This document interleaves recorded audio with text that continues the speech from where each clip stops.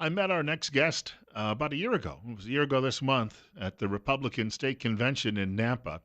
And he was there as a delegate from Kootenai County, and I was there as a delegate from Twin Falls County. And we had a chance to chat for a few minutes about various political issues.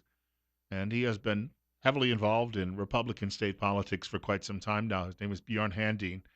And joining us this morning, first time I think he's been on the program with us, although now that I've been doing this long enough and the more I have senior moments, I can't necessarily always guarantee that. It's 63. We're at 9:34. Bill Colley with you on Top Story on News Radio 1310 KLIX and News Radio 1310.com. Bjorn, welcome. Thank you very much. It's great to be here. I'm a long-time listener and a big fan. Well, I thank you. I'm a big fan of yours. I've been reading all of your detailed work where you're reading the history of the Republican Party in Idaho. Well, yeah, I guess you could say I'm an aspiring Randy Staples.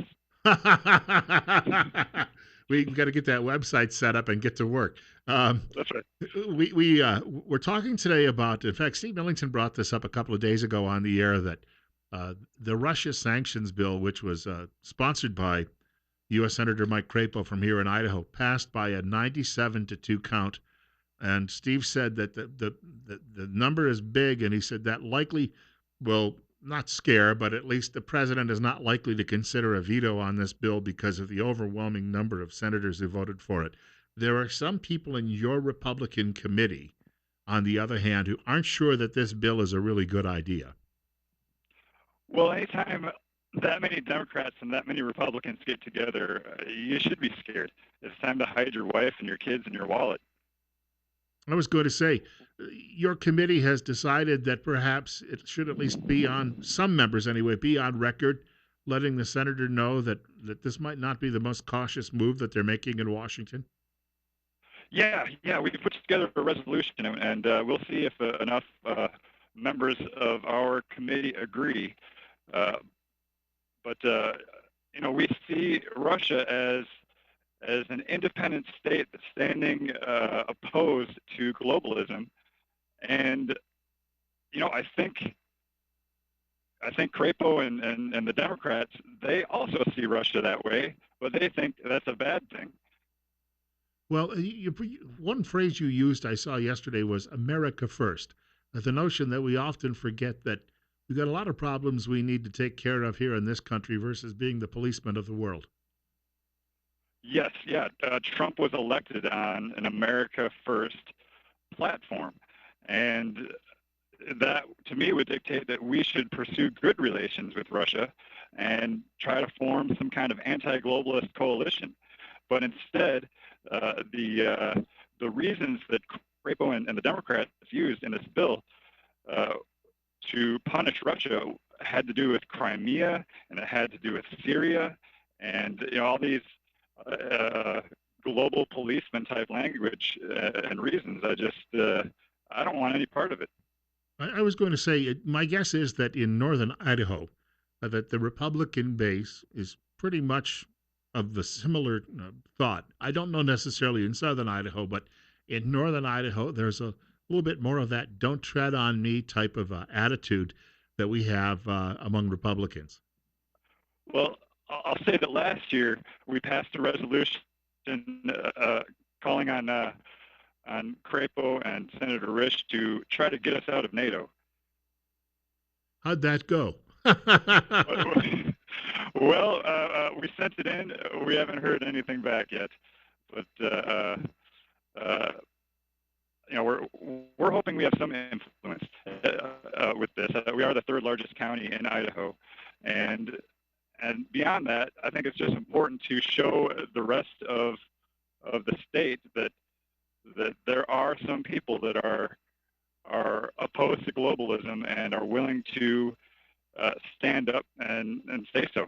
And I think that a lot of people too, and even the president has been critical of NATO in the sense that, number one, nobody's paying their fair share other than a hand people like Greece who can't afford it, and the United States, $20 trillion in debt, is picking up the tab for a lot of these other countries. The reason they can have health care, universal health care in Canada is because they don't meet their other international obligations. So American taxpayers are simply subsidizing all of these other efforts. Well, yeah, and you look at Russia, I don't think that they hate me and my way of life here in Idaho as much as some of the Democrats that Crapo was working with. I was going to say, you're probably spot on with that because I've seen some of the rhetoric and the potty mouth language coming out of the mouths of various leaders in the Democrat Party as well as in the U.S. Senate. Well, part of this of what makes this bill so insidious is that uh, it binds the president's hands when it comes to diplomacy. They're demanding in this bill that before President Trump revises any of the sanctions that Obama imposed, Trump's going to have to get congressional approval. That's a preemptive strike, if you ask me. We've got more coming up. Bjorn, hold on the line. We've got to take a short break, but Bjorn Handine is joining us. He's a member of the Republican Committee in Kootenai County in northern Idaho, and we're talking, he's going to share the resolution with us that is being pondered by his committee objecting to the Russia sanctions. And we'll talk about that coming up in just a couple of minutes after the break. Also, he's got a story to share, and I was talking about it off air with Congressman Labrador as well about how some of these Republicans in northern Idaho put a stop to all of the town hall disruptions that were taking place as the congressman was making the town hall circuit recently. It's 9:40. It's 66 on Top Story. Our guest is Bjorn Handine. He is a member of the Republican Committee in Kootenai County. That's in northern Idaho. I don't have to keep telling you that. You people know your geography better than I do. 9:43. Bill Cowley with you this morning on Top Story as well on News Radio 1310 KLIX and newsradio1310.com. We're at 65. Actually, there's a big Republican gathering coming up in northern Idaho. I didn't get invited this year. Might be certain comments in a newspaper column, but hey, it's a long drive too, and I do have a busy schedule.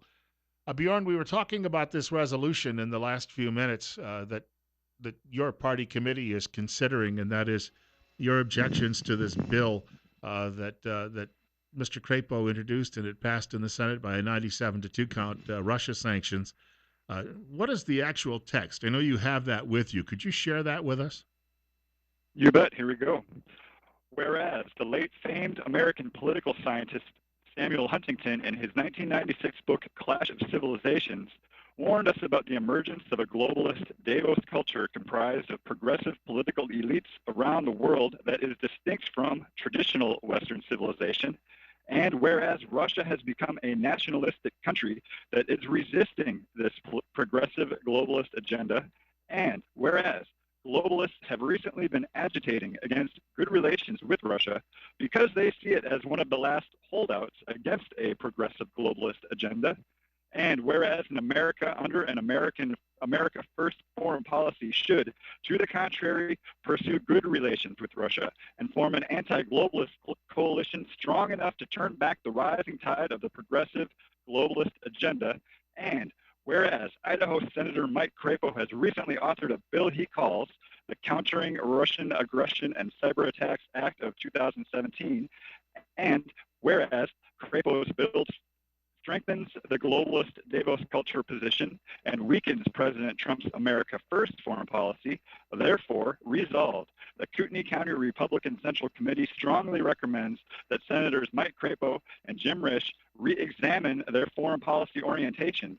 And resolved, the Kootenai County Republican Central Committee urges Senators Mike Crapo and Jim Risch to reverse course and adopt an anti-globalist, America First foreign policy orientation.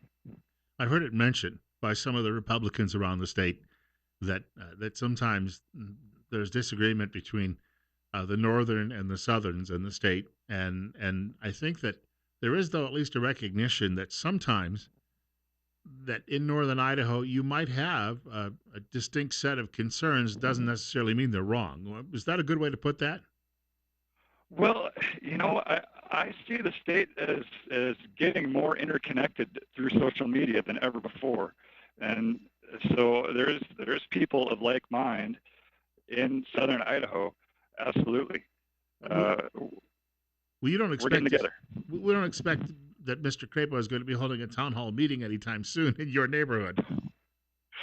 Uh, which is funny because he used to hold a lot of town hall meetings. But if he comes here, we'll will stand up for him just like we stood up for Raul Labrador. Well, mentioning that, you had a meeting where Mr. Labrador was getting harangued by these Democrats who simply, there's a small number of them that travel from meeting to meeting to meeting, and they try to disrupt the events. Uh, you had a rather unique way of bringing that to an end, as I understand. Well, the this group, Indivisible North Idaho, they got the idea to pass out these red and green signs that said moral and immoral, and that would be their way to kind of uh, try to shame Labrador somehow. And I got word of it, so I made signs of the same size, yellow, blue, purple, and orange, and stood next to the guy and passed my cards out alongside him. And it confused everybody, and I had to come up with explanations of what the signs meant. So I said, well, this is for if you didn't quite hear and you wanted him to say it again, and this one means maybe, and so on and so forth. And so by the time the town hall started, all these people had all these different colored cards, and they were raising them up randomly, and nobody knew what anything meant. And so instead of intimidating Raul Labrador, he found the whole thing pretty funny. I was going to say, and the other side didn't think it was funny at all. No, no. In fact, some vagina hat wearing liberal uh, said under her breath, "You're just being subversive."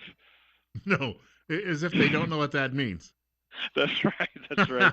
Yeah, I heard one guy was so confused. He said, "Well, I thought yellow meant maybe, but there were these people that were waving them so emphatically." Yellow meant maybe. Yeah, Okay. yellow meant whatever you wanted it to mean at the time. I'll tell you what, we need some creativity like that statewide. Well, I think that's coming.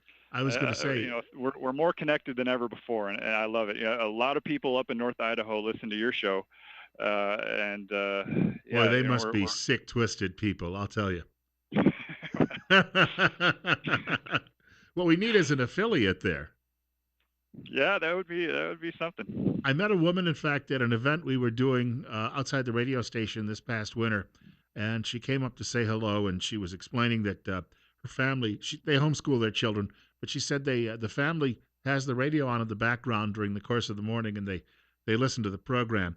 And I asked her about talk radio in northern Idaho, and I think it's likely dominated by Spokane, so you don't necessarily have as much of an Idaho influence simply because you have such a large metropolitan area nearby. Well, and that's not just radio. That's as you know, that's also the newspaper. Our Boise coverage is sometimes it gets dominated by the point of view of Spokane journalists. I noticed that too. If I read Betsy Russell's column in the Spokesman Review, and I read it online, is that the comments are all coming out of Washington State, all of the criticism of Idaho Republicans, and very little of it is coming from Idaho. Well, and Betsy Russell is also one of the pundits on Idaho Public Television's Capital Report program. I was wondering, why aren't you on that show? I'm not liberal enough. Well, we'll have to change that. On the other hand, I have a bigger audience.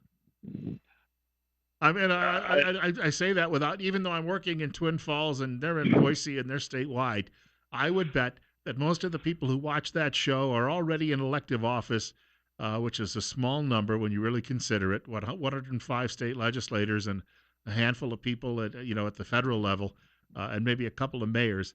They're the people watching that program. They're all talking to themselves, but I don't think that the rank and file of either party is paying a lot of attention to it. Well, if Idaho Public Television hires me, I will put you and Steve Millington on a pundit show. We can have Randy Stapoulis on every once in a while. It'd be great. Draw some ratings. Yeah. Well, Bjorn, I want to thank you much for your time this morning. And don't be a stranger. We'll talk again, I'm sure, sometime soon. All right. That's great. I'll be here. All right. Take care, sir. Bjorn Handine joining us this morning. As I've mentioned, he is a member of the Republican Committee in Kootenai County, and they have a resolution that they're proposing, and it could get passed as early as next week, where they're telling U.S. Senator Mike Crapo they're not happy about Russia sanctions. As he pointed out, and let's get right down to the bottom of this.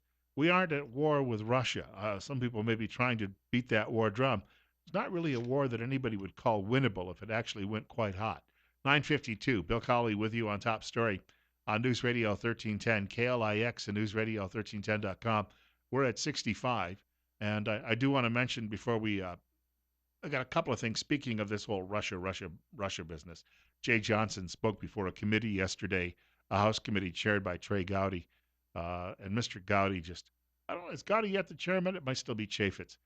They're juggling a lot of things around because Chaffetz is going to be retiring and moving on from his duties in the U.S. House of Representatives. Uh, but I wanted to mention that in just a minute. In the meantime, I just want to give another plug quickly that this coming Saturday, most of us, all hands on deck here from the radio stations, are going to be at the Magic Valley Pet Fest, which is taking place at the college campus of the College of Southern Idaho. Weather looks great, just like last year. And if you would like to come by, and some people are coming by to try and visit the pet psychic who's going to be there, she's going to be doing these meetings in private, we should point out, because you don't really want her standing there looking at your animal and then saying, your dog says you got to stop beating him in front of the public. That really wouldn't work out. But we'll be there on Saturday. I'll be there most of the day myself. I also wanted to mention we've got a lot of people involved who really care about animals in the area. The Valley View Veterinary Clinic is having its summer pet photo contest. Friends of mine, Bjorn was mentioning social media. He's well aware that I post a lot of pet pictures. Uh, because they're always doing something goofy. Like yesterday morning when I came walking down the hallway and they left me a present on the floor. Why do they have to do that in the middle of the runway? I don't know. They could be doing it in a corner in the kitchen or bathroom, but they do it because they don't know the difference. They communicate by just walking around, rubbing against your legs and going meow. Valley View Veterinary Clinic is located at 2355 Barrel Avenue in Twin Falls. The telephone number is 734-7966. You can also reach them online at valleyviewvettwinfalls.com. Now, they take great pride in the quality, affordable veterinary care that they provide for both large and small animals. You can drop in and see Dr. Lewis, Dr. Fisher, and Dr. Lou. It's 9:54. We've got about 3 minutes left. Jay Johnson formerly worked in the Obama White House. He was the man in charge of the Department of Homeland Security under Mr. Obama, and he was being questioned yesterday by Trey Gowdy about this whole Russia situation, and everybody is making it clear on the Republican side. The Russians didn't do anything unique or for the very first time during the election season last year. This is Mr. Johnson. He also says there's no evidence of any Trump collusion with Russia and admits that he dropped the ball when it came to all of the Russia business last year. Looking at this a different way, before the election in November of 2016, you had already seen evidence of Russian efforts to impact our election. In fact, you testified they had a preference for a candidate. They were aggressive, and I think you used the phrase plain and simple. Yes, with respect to efforts to hack into the DNC and other political organizations, yes, very clearly. All right. Correct. Well, this is, I guess, what I'm getting at.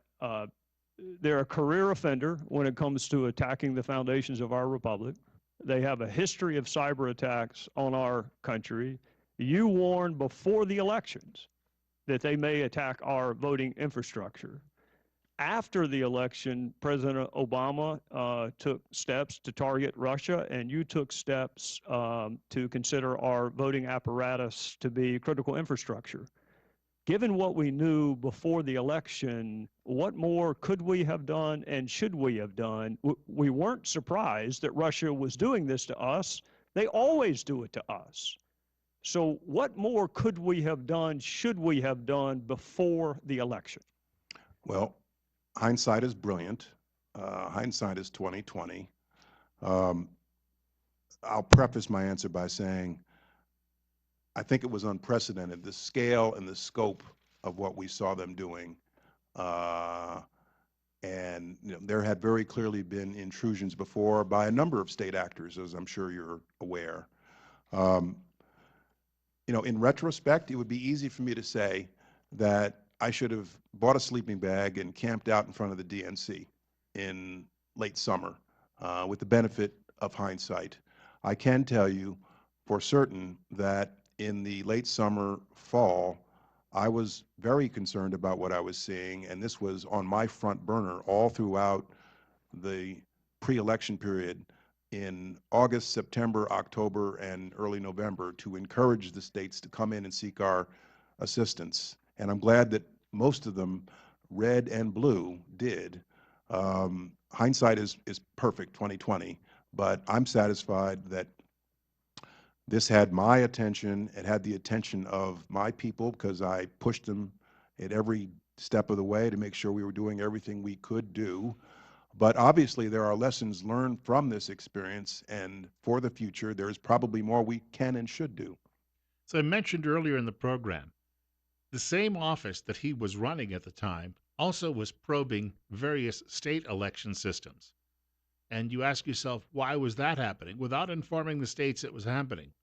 Were they trying at Department of Homeland Security to stack the deck for Hillary Clinton? There's a question that needs to be raised and needs to be answered. Number two, we learned yesterday as well that all of those hacked emails from the DNC, Democrat National Committee, those have never been turned over to investigators. Contents thereof and all of those details. Now, some of them have been released from WikiLeaks, but the Democrats apparently aren't playing along with any investigation. Does that seem just a little one-sided to you? God willing, if the creek don't rise, I'll be allowed to come back and do this all over again tomorrow morning between 8 and 10 o'clock. Also tomorrow between 9 and 10, we'll be talking about firearms, our weekly firearms update with our friends joining us from Washington Street Pawn, as well as Patriot Defense. Rush Limbaugh will follow the news at 10 o'clock this morning from Fox. Sean Hannity following 1 o'clock news. Glenn Beck today at 4 o'clock. And from 7 until 10 o'clock tonight, Dave Ramsey. Have a super day.